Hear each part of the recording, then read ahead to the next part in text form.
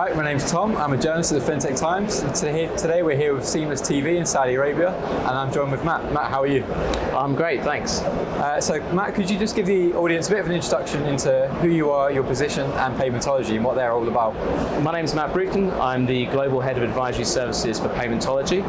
Paymentology is a issuer processor. We work with fintechs, startups, and legacy banks, retail banks, neobanks, anyone looking to issue card products across prepaid debit, credit, installment plans, loans, etc., and those kind of market fit type product types.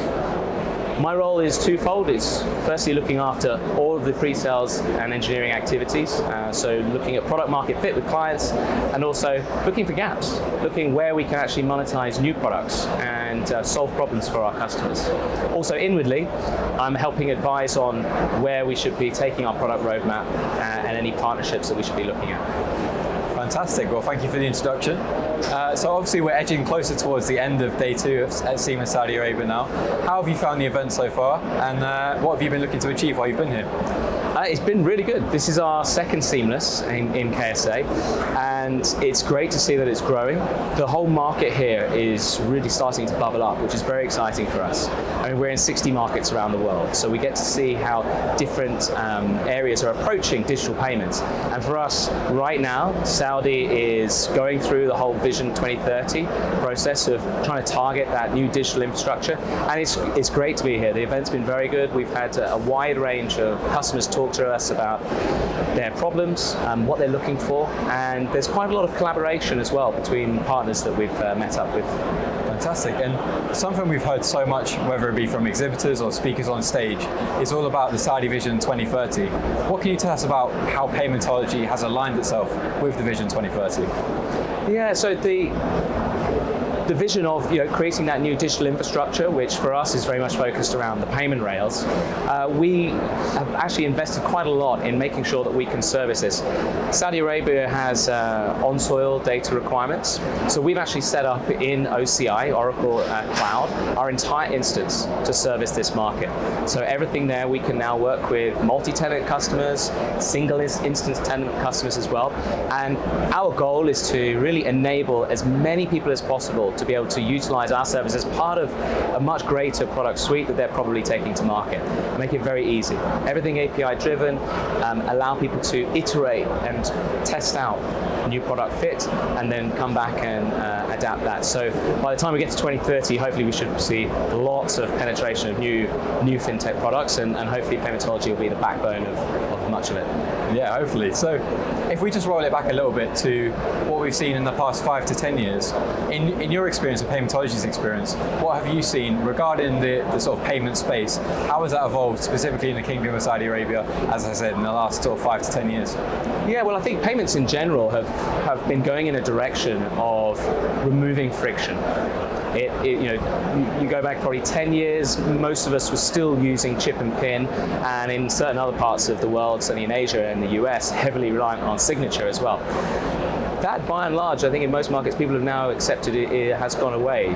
Moving to a more digital format, initially with sort of tap to pay, Apple Pay and Google Pay really taking great strides in encouraging this kind of behavior. But now into fully virtual environments where we're seeing masses of new B2B products that are being created, utilizing one-time use virtual cards and other seamless integrations that enable payments to be completely smooth for the end user. User experience is really probably where we've seen that biggest change. In Saudi in particular, I think the opening up of their interactions with outside third parties, enabling us to actually come in and operate and then set up new businesses a lot quicker today than it would have been 10 years ago as well. Yeah, so, and then looking forward to 2030, where all these aims and goals are kind of aimed at, what do you think the payment space will look like come 2030? If we were sat here in 7 years' time, what differences will we see from today to 2030? Well, I think already we can see that the trajectory is sort of more of a broad spectrum of payment offerings. I think today you've already started to see a lot more of the super apps that are interacting with each other and enabling payments in between them. You've got borderless account-to-account infrastructure that's coming in as well. It's going to really, I think, change the way big business is done, and certainly sort of the invoice management side for commercial elements of the payments piece. In the consumer end, for you and I, again, I'm convinced we're going to still see a move towards less friction. I don't know if it would be 2030, but certainly probably not long beyond that. Facial recognition for payments is definitely coming in. Today we already see this in some places, with Amazon's new Palm to Pay product, where the palm is linked to your card. That's one step removed. We've done this in the mobile phone area, where we moved from 4 to 6 digit passcodes into a thumbprint, and then we moved to Face ID, and that's exactly where it's going to go. It will be Face ID payments come 2030. I think it will be very interesting to see how much penetration that's had at that point. Yeah, so I imagine for a payment processor, in order to make these kind of things happen, not necessarily for 2030, but sometime in the near future, we need a lot of partnerships and collaboration. What can you tell us about partnerships and collaborations that you've experienced, in the sort of recent history for Paymentology? Yeah, it's really critical to us. And, coming into Saudi Arabia, we were very keen to form as many strong partnerships as possible in actually a broad breadth of different market spaces. So we work with D360, which is a neobank here, and that actually helps us understand exactly what is the requirement of the end customer here in this particular product suite, but also the likes of Tweak. We're offering a huge range of different services to Gen Zs, and then we also have Hyperpay that's into government payment services and all kinds of other institutional type infrastructure. So it's very important that we're able to consume all of that information and distill it down to, well, what does that mean for us from a technology perspective?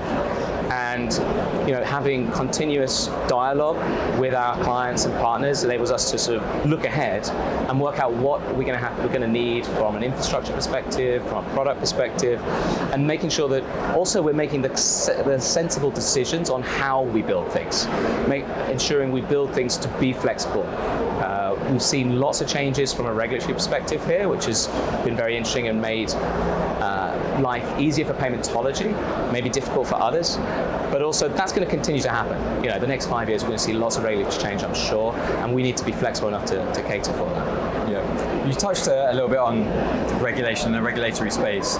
Is that, would you say, one of the biggest challenges? Is that getting the regulation right in order to achieve the aims of, let's say, the Vision 2030, or is there a bigger challenge that's in the way?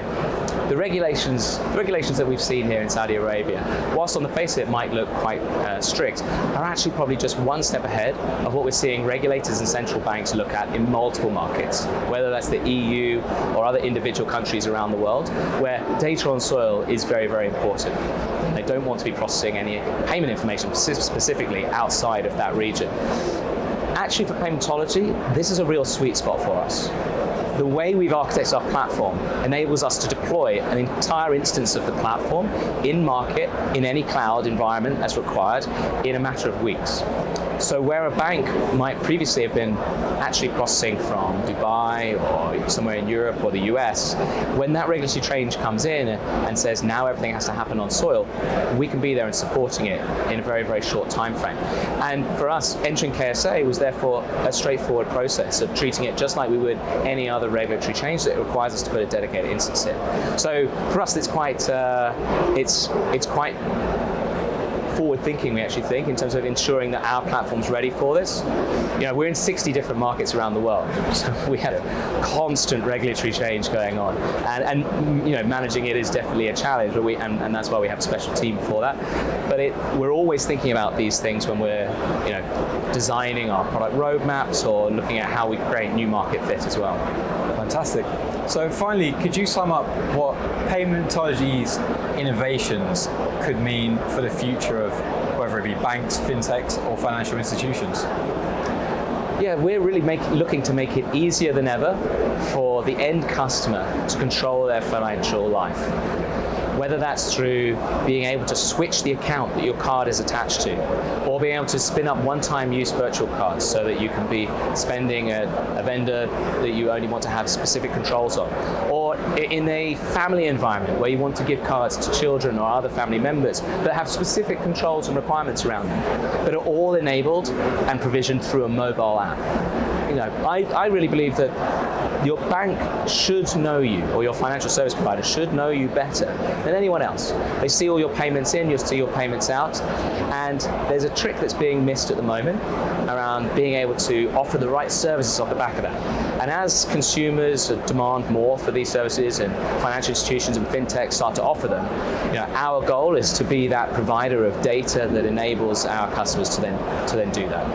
Fantastic. Well, it certainly seems like it's an exciting future ahead in the payment space. But Matt, thank you very much for joining me. It's been a pleasure. Thank you for your time. Yes, thanks for having me. Brilliant.